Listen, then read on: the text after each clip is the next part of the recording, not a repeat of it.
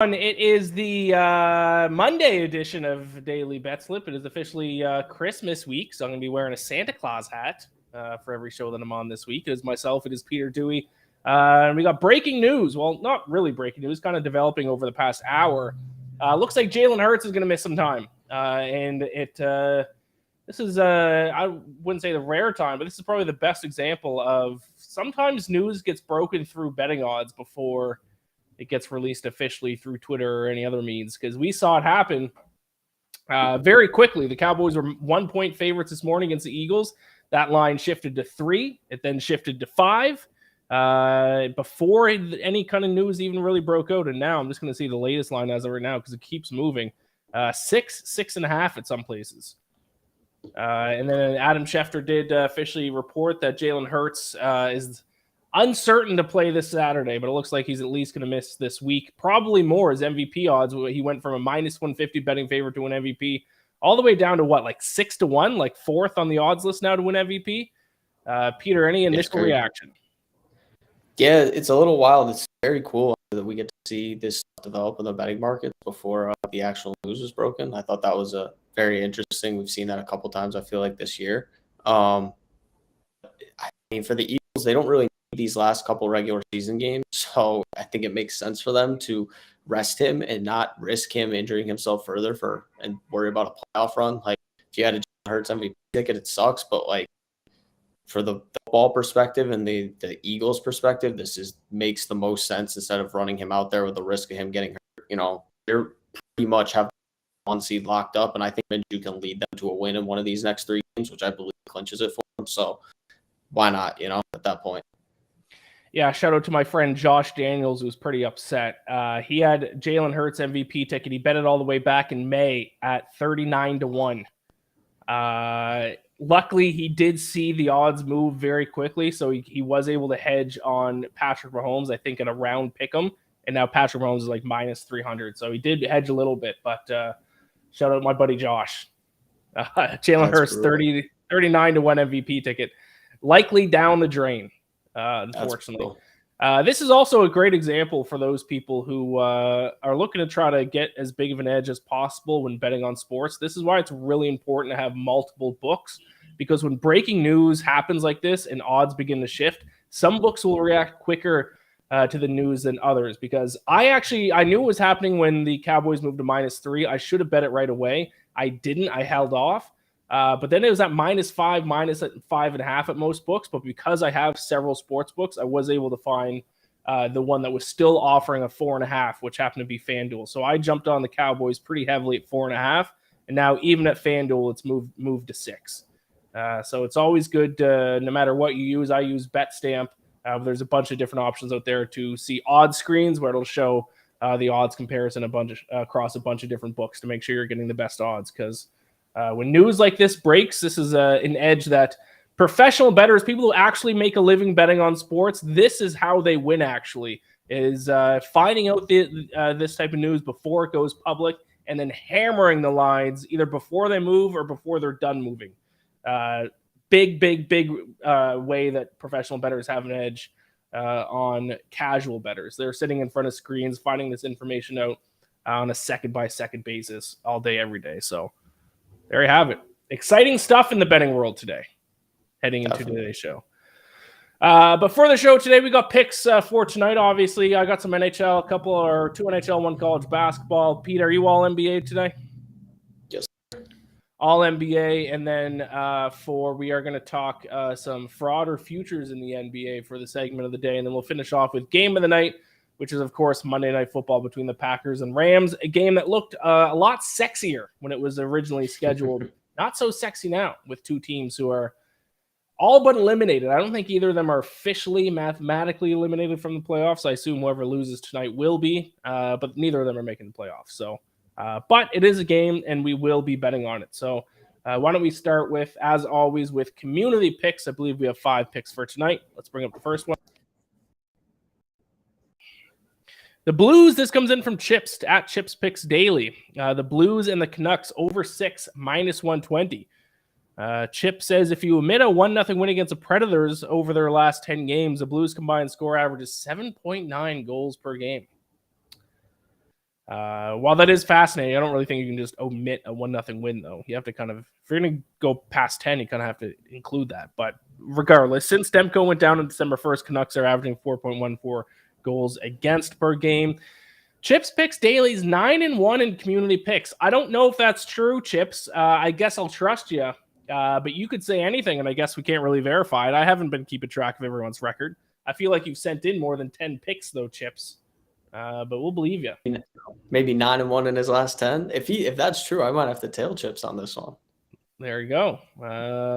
Okay, Chips, but you know what happens every time someone brags about your record. It happens to me. It happens to Pete. It happens to everyone. The moment you brag about your record, it goes south on you. So we'll see what happens tonight. True. Blues Canucks for a little hockey action. Over 6, minus 120. Let's keep the community picks rolling here.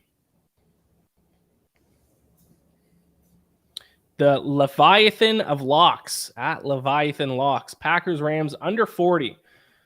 I'm guessing the B plus 0.5 means they bought half a point. I'm not going to tell anyone to bet. Not a good strategy. I mean, objectively, to buy points, especially on the total. The only time you should be buying points, if you decide to do it, is if you're crossing key numbers in spreads, and there's no key numbers in totals. But at the end of the day, do whatever works for you, or do whatever you want to do. I'm not going to tell you to do one way or the other. None of us are professional bettors here. We're doing it for fun. If you want to buy half a point, go for it. So there you have it. Packers Rams under 40. We'll get to that when we get to our game of the night. For the total, though, my pick is on the spread. My total, though, I do kind of lean the over because both defenses have been absolutely trash as of late. But with that being said, best of luck to you, Peter. Do you have a take on the total for tonight's Monday Night Football game? Because I know you have a prop for your best bet later. Yeah, I was leaning towards the over too. I think it's just a little too low for me. I mean, the Rams did actually look decent on offense with Baker Mayfield back there in their last game, able to put up some points. I know the Ravens aren't great, but at 39 and a half to me, I was probably, if I was going to bet the over, it's going to stay away spot though for me. I just don't trust either one of these teams. I know you kind of feel like they both stink. Like, I just don't. Betting a total with two teams are just bad. It can be so volatile because you could get the defense doesn't want to show up or the offense doesn't want to show up. You have no idea. So it's a tough one for sure. It's a tough game to handicap, that's for sure. Let's bring up the next community pick here.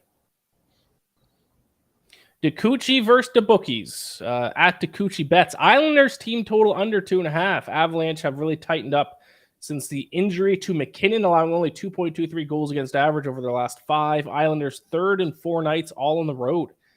Tired legs of a mediocre scoring side won't get 3 tonight. Little team total play in the NHL. Yeah, it looks like Alexander Georgiev is likely to start, and I don't know what off the top of my head what his save percentage is, but I think he's done pretty well since joining the Avalanche this season. Yeah, 920 save percentage, pretty good. So yeah, I do like that play. Yeah, under 2.5. Yeah, it's not a bad play. It is strange that the Avalanche have kind of been playing better without their best player. Gabriel Landeskog actually still hasn't been playing this season yet as well, still nursing an injury. So I like the play. Best of luck to you, my friend. Let's keep it rolling. Do we have one or two more here? Monday Night Football under 33.5 plus 200. Here's a ballsy pick by Andy at Soup Not C. I don't know what's that. Soup? What's Soup Not C? Is that like a riddle? It's like from Seinfeld, the Soup Nazi. Oh, it is a riddle, yes. Instead of using the word Nazi, Soup Not C. Haha. Great episode of Seinfeld. He's getting great aggressive. Episode. Alternate total under 33.5 plus 200. Wow. Don't agree, but I appreciate the aggressiveness. No fun. Andy wants no fun tonight in that game. Yeah. The Soup Not C wants no fun in that game. All right, do we have one more, or is that it? We have one more. S._cream at Black Icent. Capitals in regulation. 6-1 straight up last 7. OT in 1 of last 8. Red Wings have scored 7 in their last 5, going 1-4 in that span, losing all 5 outright. That is, of course, the Washington Capitals against the Detroit Red Wings. You can. They are a pretty sizable favorite, so you can either do 3-way money line or you can get even more aggressive and take him on the puck line, which is what I'm doing. So let's just dive right into my first pick because I agree with you, my friend. My first pick of the night, Capitals -1.5, +145. I might live to regret this because I have been trying to stay away from puck lines, but I do like the Capitals quite a bit in this spot. As the community member there pointed out, they've been hot lately, one of the hottest teams in the NHL over the past 10 games. Over that stretch, they're third in the NHL in expected goals per 60 minutes at 3.6, fourth in expected goals against per 60 minutes at 2.72. Those metrics themselves, the advanced expected numbers, are already impressive. And now toss on the fact they're actually outperforming those metrics. They're scoring 3.8 goals per game, only allowing 2.2. So I will ride with a hot team at home here tonight to win by at least 2 goals against the Detroit Red Wings. So that's my first NHL pick for tonight. Peter, what's your first NBA pick? My first one goes Donovan Mitchell, first game against the Utah Jazz since the trade. I'm taking the Cavs -6 at home in this one. Cleveland so far this year, one of the best home teams in the NBA. 14 straight up, 10-4-1 against the spread as home favorites.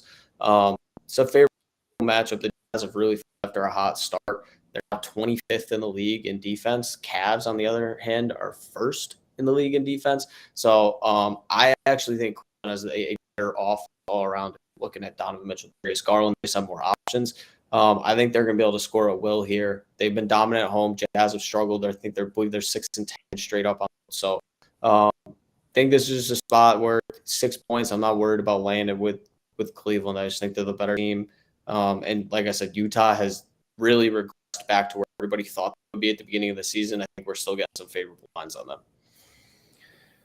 Cavs -6 against the Jazz. And as if you're watching this stream, you're probably finding out that Peter is the first person on Daily BetSlip to be streaming live from a microwave. His internet's having a tough day. I don't know what's going on over there in Connecticut. We can hear you ish. Certainly not coming in through clear, but we'll fight through it. Do you have roommates, Peter? I do. I have 2 roommates. My connection's been in and out today. I haven't been in Stanford for a couple of days, and so I came back today and it's been in and out. So I don't know if it's something with my Wi-Fi router, my extender. I don't know what's going on. So I'm trying to figure it out. Are you home with your family, or are you with your roommates right now? No, I'm with my roommates. I'm in Stanford right now. Yeah. You are with your roommates. Yeah. Well, maybe you should tell them to stop streaming questionable XXX videos right now. Maybe that's what's hurting your internet. Have you checked out their like LimeWire? Do you remember LimeWire back in the day? Are they downloading some sketchy things on their LimeWire right now? I doubt it. I'm trying to find my Ethernet cable to see if I can connect to this thing. I can't even read your sign in the background. What does it say? No, you're a fraud? Is that what it says? Yes. For our segment. So I guess I can say it. Peter Dewey reporting live from a microwave.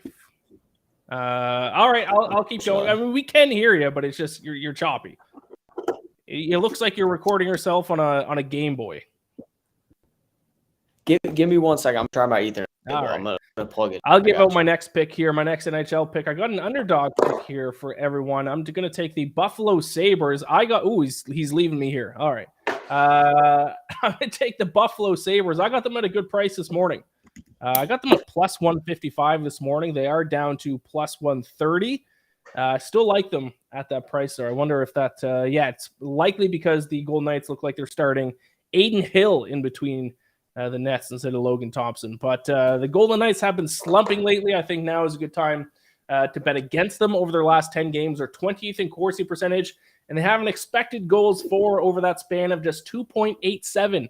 That ranks 24th in the NHL. They're going to have to increase that offensive output tonight if they want to hang with the Buffalo Sabres, who have been putting on an offensive clinic over their past 10 games. The Sabres lead the NHL in goals per game over their last 10 games.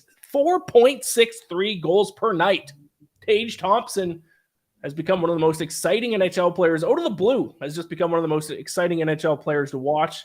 I like the Sabres as underdogs here. I think they can upset a slumping Golden Knights. I don't think the Golden Knights are going to be able to keep up with their offense. So give me the Buffalo Sabres +155.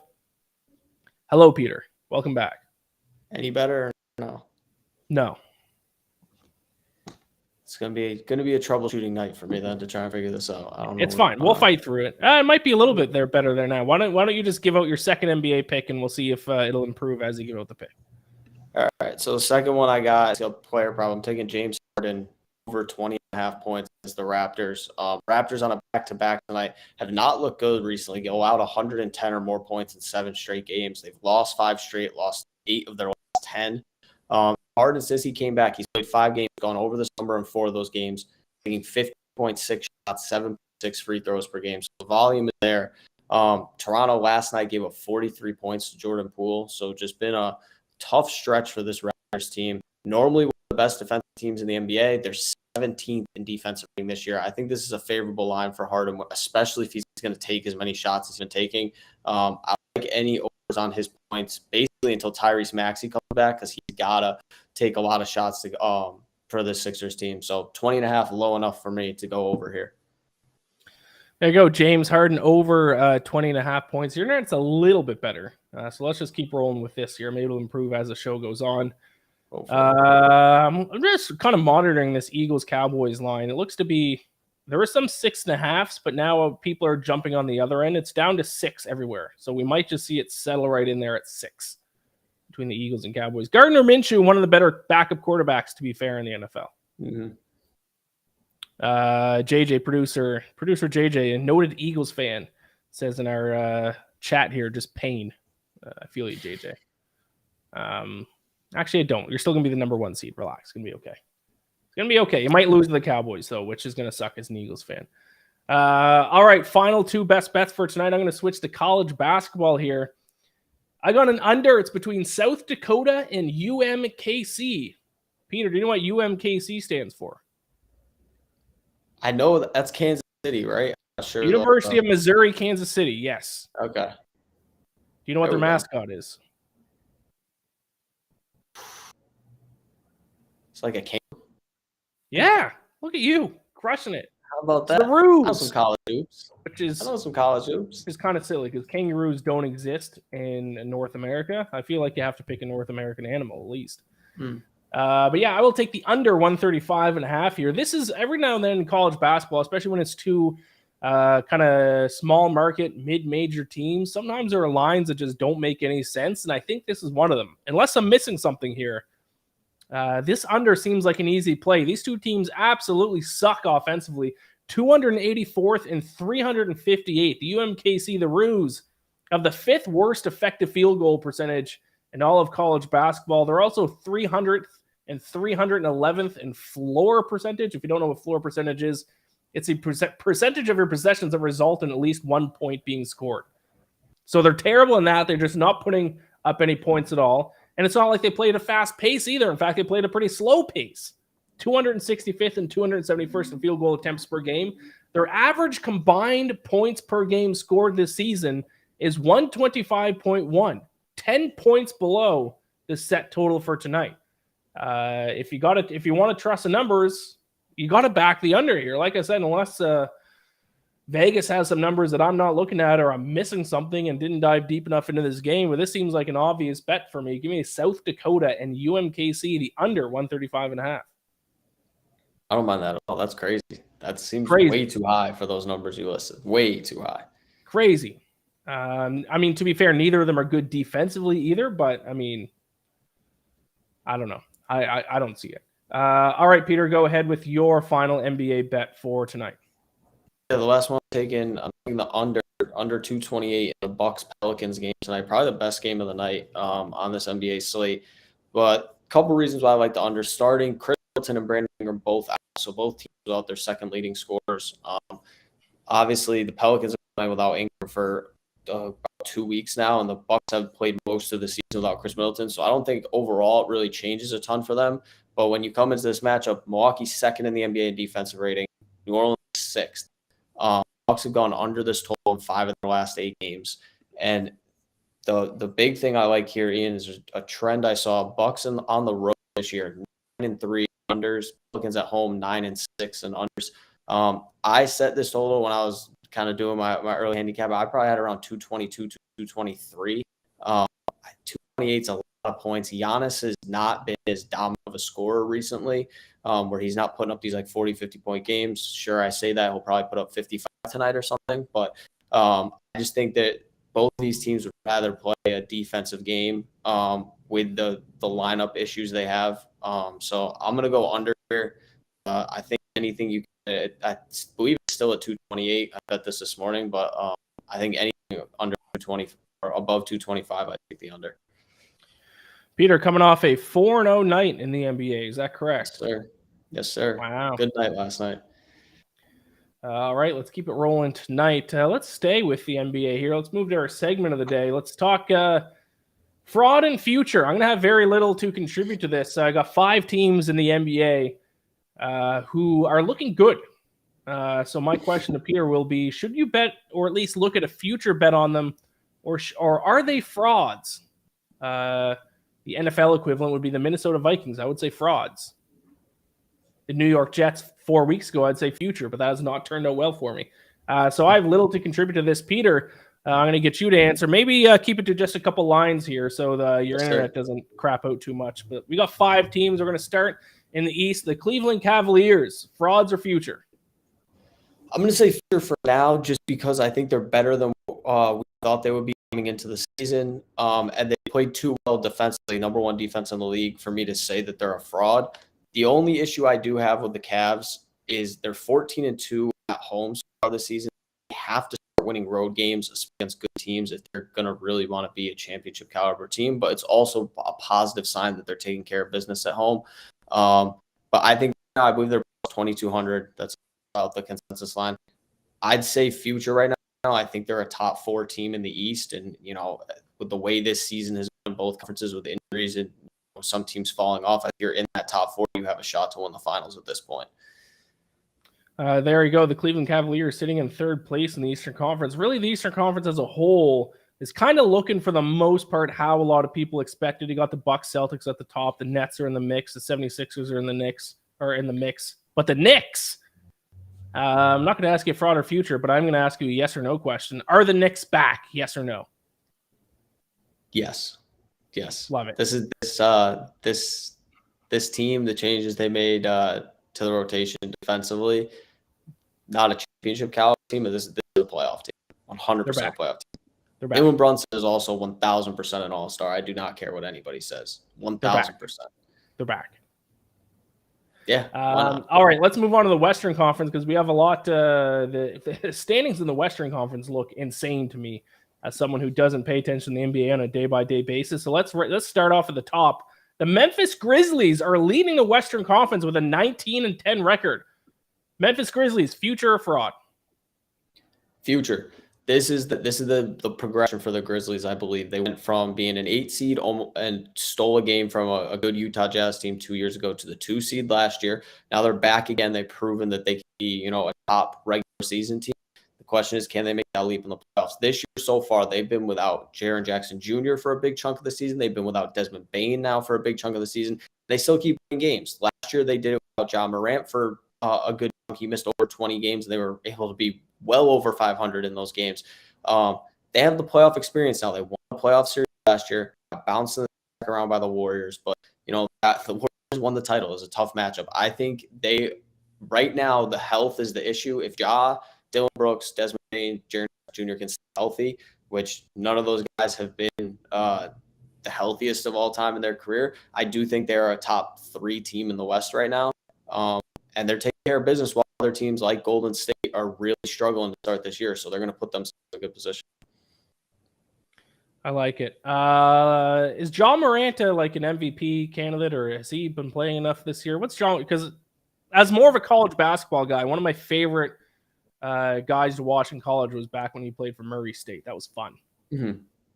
No, he's been good this year. I wouldn't put him in the upper on MVP candidates at the moment, but because they're the 1 seed, he's going to be in the conversation. I just think numbers wise, Jason Tatum, Joel Embiid, Luka Doncic have been better. Giannis has also been very good.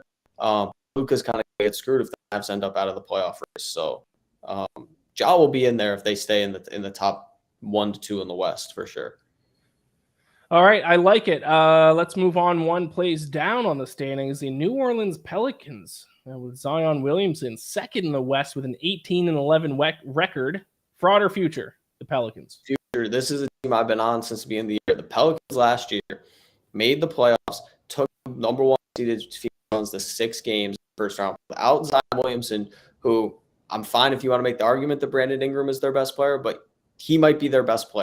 So now add him back to the fold. They're playing very well right now without Brandon Ingram in the lineup. So hopefully when he can come back, if they can stay healthy, they're going to be a really tough team. Defensively, I think they're one of the best teams in the NBA. The amount of guys that they have that can switch on the outside between Herb Jones, Dyson Daniels, Ingram when he's healthy. They just have a lot of flexibility on this roster. They can play small. They're hopefully going to get Jackson Hayes back at some time this year.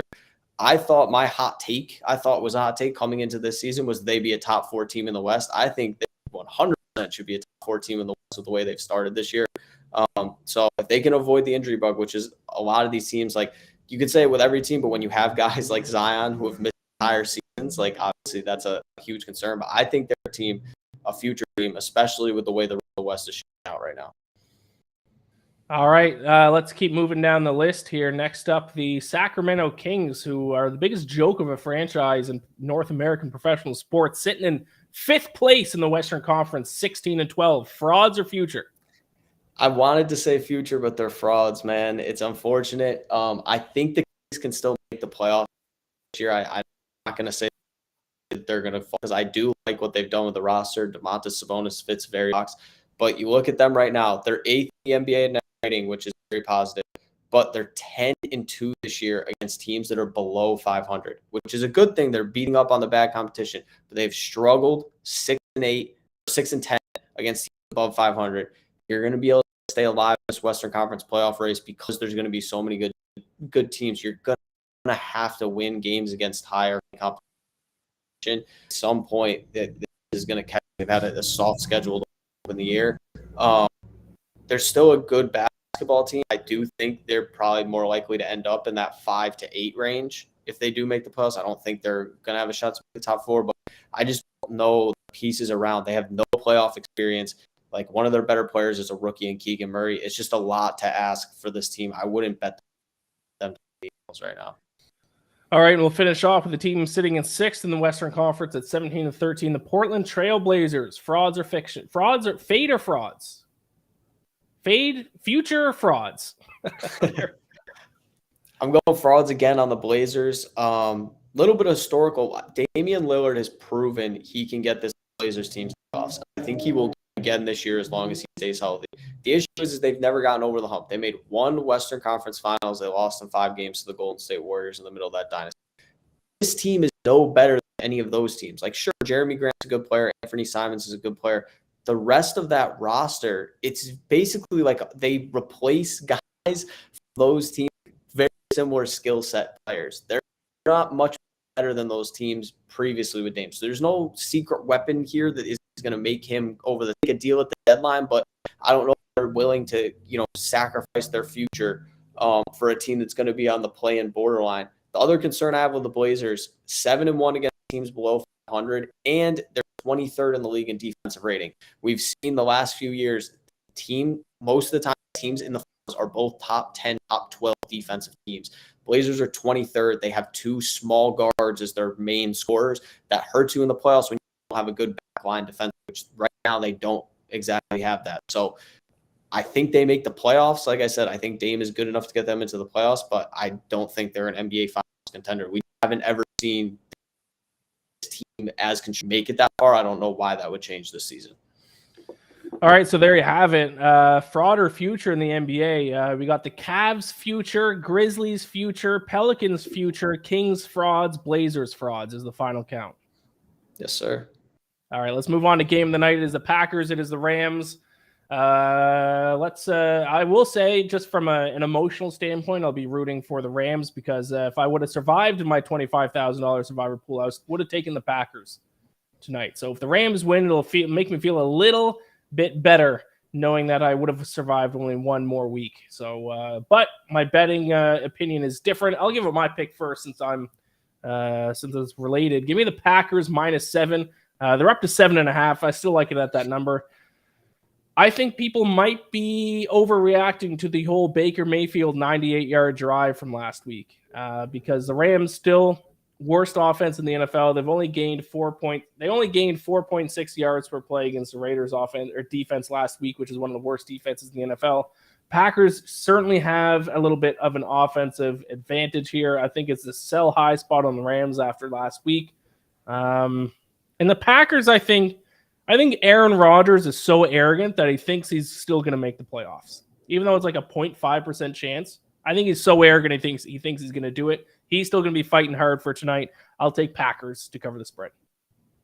I like that point about Aaron Rodgers. That kind of leans into my pick. I'm taking him over 1.5 passing touchdowns tonight. For that same reason, I think Aaron Rodgers still thinks he can run the table and get this team in, and he's going to need some help, obviously, to do it. But also 9 of his 13 games this year, Aaron Rodgers has thrown multiple touchdown passes, which is surprising because it hasn't felt like he's had a good year. But he's been solid at times for Green Bay. Rams team 23rd in the league in net yards per pass attempt. So I think the Packers are going to be able to move the ball through the air. The pass rush for the Rams hasn't really been there this season. So I like Rodgers over 1.5 passing touchdowns, especially because you're getting it basically almost at plus money or even money here. So don't mind it. I agree with you, Ian. I think he's a little sick and he thinks he's going to make the playoffs after this wretched start to the year that they had. All right. There you have it. A couple plays for tonight's action. I'm on Packers to cover. You're on Aaron Rodgers over 1.5 passing touchdowns. I do like that play quite a bit as well. The community, though. Community pick is in. The community's on the Rams plus 7.5. Ooh! Me and the community facing off against each other once again. I'm trying to think of who were there on Thursday night. What was the Thursday night game this week? Seahawks. 49ers. I think they were on the Seahawks, and I think I was on the 49ers. So community, I think, went 1-3 last week in the shows that I was on. So not good for them. Not good. Actually, no, you know what? No, they were on the 49ers with me. We were all on 49ers. Jared, the guest, my guest on Thursday, was on Seahawks. So they went 2-2 last week. I apologize, community, but too bad. You're going to be wrong tonight. They are on Rams plus 7.5. There you go. That is our show. Daily BetSlip will be back tomorrow. It'll be myself and Reed, 5 p.m. Eastern tomorrow. Tune in for that. Peter, any final thoughts? The Knicks are back. Knicks are back. I'll say it. They're back. Knicks are back. Your internet is not. It is not. We'll fix that. All right. Thank you all so much for watching. Give us a like. Give us a subscribe. Enjoy your holidays this week. I know some people are probably going to start taking off work here soon.